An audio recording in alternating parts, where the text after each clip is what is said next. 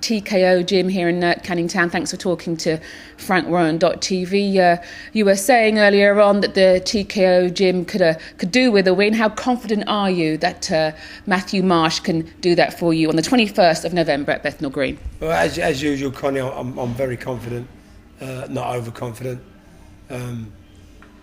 I'll never ever say that we're definitely going to win, but I don't never take fights that I don't think we can win. Obviously, we've got 2 wins over Rocky Dean, but that don't mean it's going to happen a third time. Rocky Dean's a great fighter. He's a great trainer. He works hard at what he does, and I believe he's going to be a down to the wire fight again. You know. Has it been different training Mathew? Has his attitude been any different now that he is British Super Bantamweight champion? From a mental point of view with Mathew, yeah, but from a physical side of training, he's never been a problem to train. From his first week of going professional, he was Martin Power's sparring partner. We were stuck for a bit of sparring the day Martin did his 12 rounds during his getting ready for his title defence, and Mathew did the 12 rounds straight off, and that was before he'd even had a British title, a fight himself, a 4-rounder. So he's always been a great trainer. He's always had a good engine. But times have changed now. Today Martin was his sparring partner, you know. So.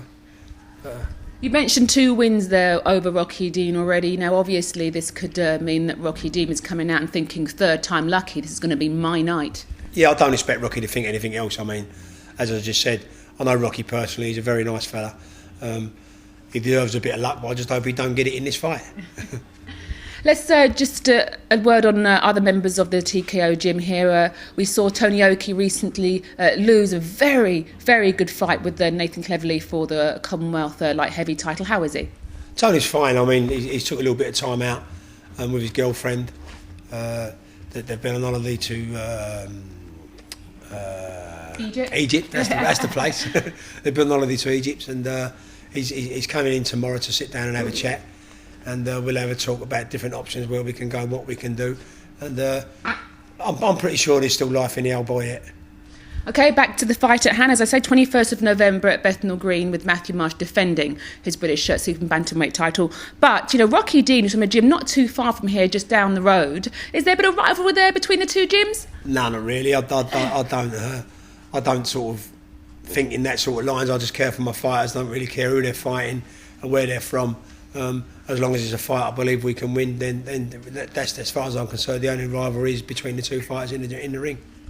You know, Johnny, you've been in boxing a really long time. You've seen highs, you've seen lows. If you were to try and explain to people what's so special about boxing, tell them why you love the fight game.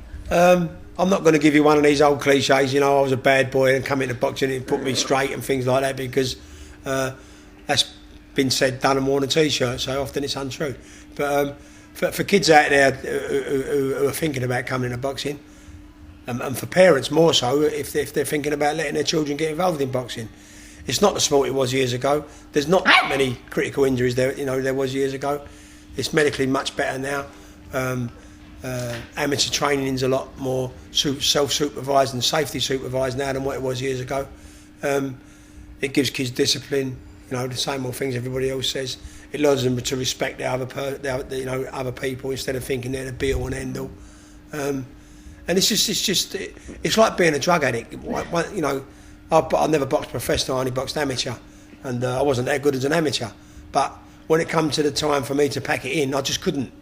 So I stayed on as a trainer, and it's like being a drug addict. Once you start, you can't put it down. You know, I've done loads of other sports, but boxing's the one.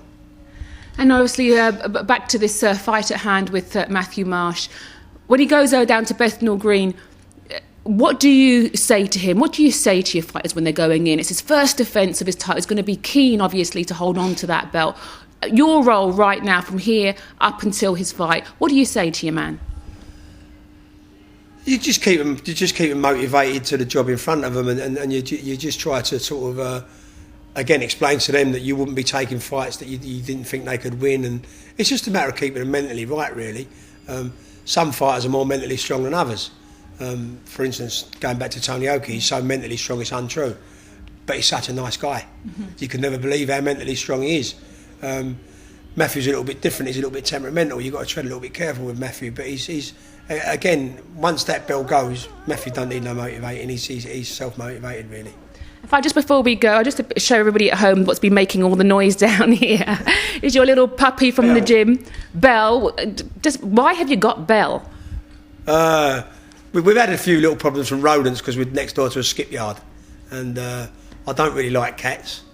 I had a Jack Russell for 21 years who was a great rodent preventer, if you like, for want of a better word, and so I've decided to get her, but as you can see at the minute she's preventing me rather than the rodents. She don't stop biting, but she's a great addition to the stable.